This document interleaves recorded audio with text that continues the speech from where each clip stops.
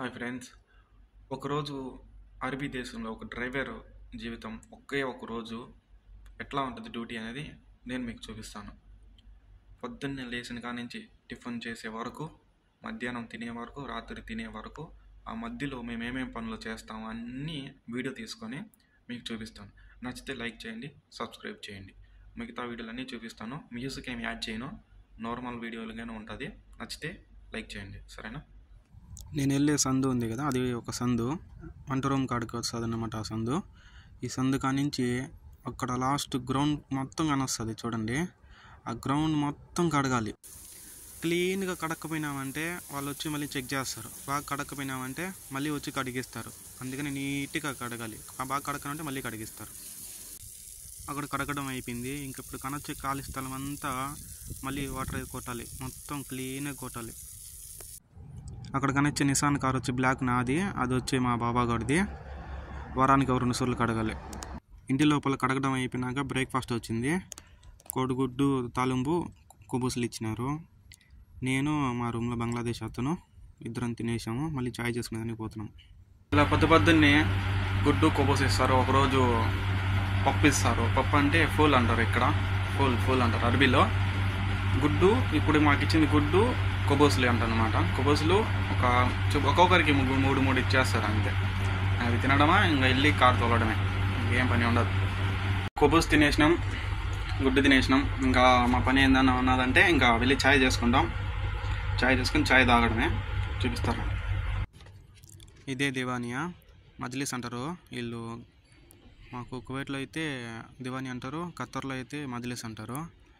ఇక్కడ ఛాయ్ చేసుకునేందుకు వచ్చినాం కదా, అదే ఈ ప్లేసు. అక్కడ ఉన్నాడు కదా ఒకడు, వాడి పేరు జునైద్. అక్కడ హీటర్ ఉంది కదా ఒకటి, దాంట్లోనే నీళ్ళు వేడి చేసుకొని ఛాయ్ చేసుకొని తాగుతాము. ఛాయ్ తాగేసి కూర్చోంటాం. మళ్ళీ డ్యూటీ వస్తుంది కాబట్టి వెయిట్ చేయాలి. మధ్యాహ్నం ఫుడ్ వీడియో తీయడం మర్చిపోయినా. మధ్యాహ్నం ఫుడ్ మళ్ళీ ఇస్తారా లేదో నాకు తెలీదు. ఏ ఫుడ్ ఇస్తారో వీడియో తీసుకొని మళ్ళీ నీకు వీడియో చూపిస్తాను మీకు.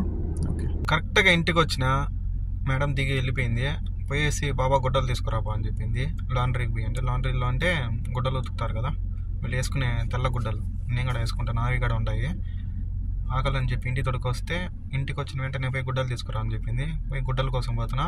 అక్కడ చూపిస్తాను ఆ ప్లేస్ కూడా, ఓకేనా? ఇదే మా బాబాయ్ ఇచ్చే లాండ్రీ షాపు. ఇట్లా ఉంటుంది లోపల. ఉతికేటన్నీ అక్కడ తగిలిచ్చి పెట్టేసి ఉంటారు. అందరూ డ్రైవర్లు వచ్చి ఎవరి వాళ్ళకి తీసుకొని ఉంటారు. వాడు నేను వీడియో తీస్తున్నానని అట్లా మలుకున్నాడు. ఇవే మిషన్లు, గుడ్డలు ఉతికే మిషన్లు. ఇంకా చాలా ఉంటాయి. ఇంకా దీనికన్నా పైన ఫ్లోర్ ఇంకొక ఫ్లోర్ ఉంటుంది, అక్కడ కూడా గుడ్డలు ఉతుకుతూ ఉంటారు. ఇస్త్రీ గుడ్డలు తీసుకొని వీడియో తీద్దాం అనుకున్నా, కానీ తీలా, ఎందుకంటే చాలా గుడ్డలు ఉన్నాయి. గుడ్డలు ఎక్కువ ఉండడం వల్ల వీడియో తీసుకోవడం కుదరలా. ఇప్పుడు వెనకాల పెట్టేసినాం కార్లో.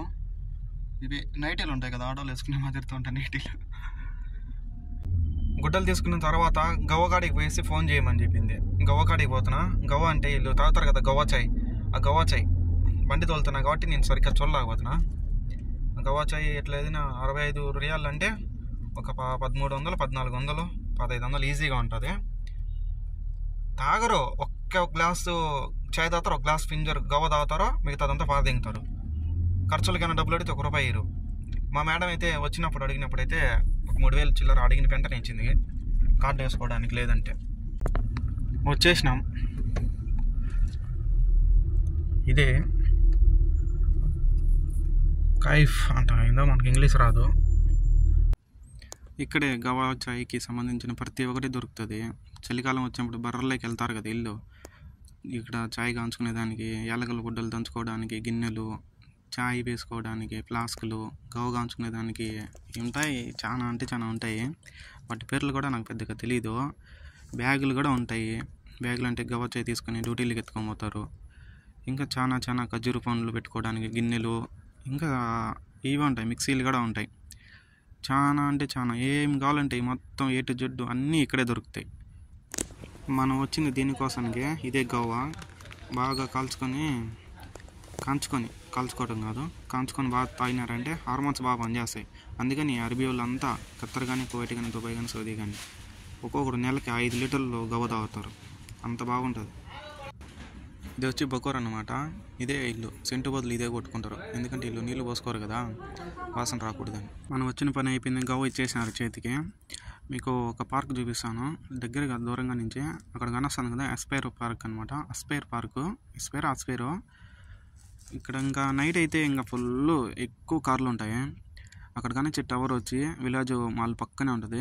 కత్తిలెక్కలు ఇదే బాగుంటుంది టవర్ చూడడానికి. ఇంతకుముందు నేను 2 సంవత్సరాలు ఇదే ఇంట్లో పని చేసినప్పుడు ప్రతిరోజు నాది ఇదే పని. ఇట్లా ఇప్పుడంటే అప్పుడు మా వాడు ఫోన్ చేసి మజ్లిస్ క్లీన్ చేయి అని సతాయిస్తూ ఉంటాడు. నేను అరుస్తూ ఉంటావాడిని. అంటే నేను డ్రైవర్గా వచ్చినానా లేకపోతే ఈ మజ్లిస్లో చాయ్గా కాల్చుకోవడానికి వచ్చాను రా అన్నప్పుడల్లా ప్లీజ్ ఏమనుకోవద్దు, ఎవరు లేరు, మనుషులు లేరు కదా, చేస్తాను మనిషిని చేస్తానులే అన్నాడు. సర్లే అట్లా చేస్తా నాకు అలవాటు చేసేసాడు అట్లా క్లీన్ చేయడం. ఆఖరికి గ్లాసులు చాయ్గా అన్నీ నా చేతిని కూడా కడిగిచ్చినాడు. నాకు ఒకసారిగా నేను ఇంతకుముందు 4 సంవత్సరాలు కువైట్లో పనిచేసిన.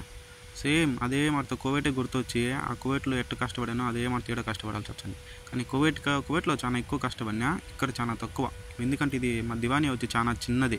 ఇప్పుడు వీడియో తీసేది వచ్చి మజ్లిస్లో పనిచేసేవాడే వీడియో తీసేది. నేను మీకు చూపిస్తున్నాను అంతే. నేను ఇంతకుముందు 2 సంవత్సరాలు ఇక్కడ పనిచేసినప్పుడు ఎట్లా ఉన్నిందో నా పని మీకు చూపిస్తున్నాను అంతే.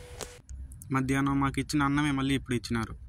సేమ్ టు సేమ్ మధ్యాహ్నం ఎట్లా అయితే ఇచ్చినారో ఇప్పుడు అదే మారుతూ ఇచ్చినాడు. నా పక్కనే వాడు మజ్లిస్లో పనిచేసేవాడు కొనుక్కొని చేస్తున్నాడు వాడు భాషలో.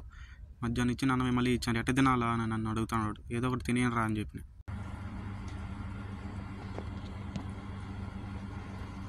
Chicken leg piece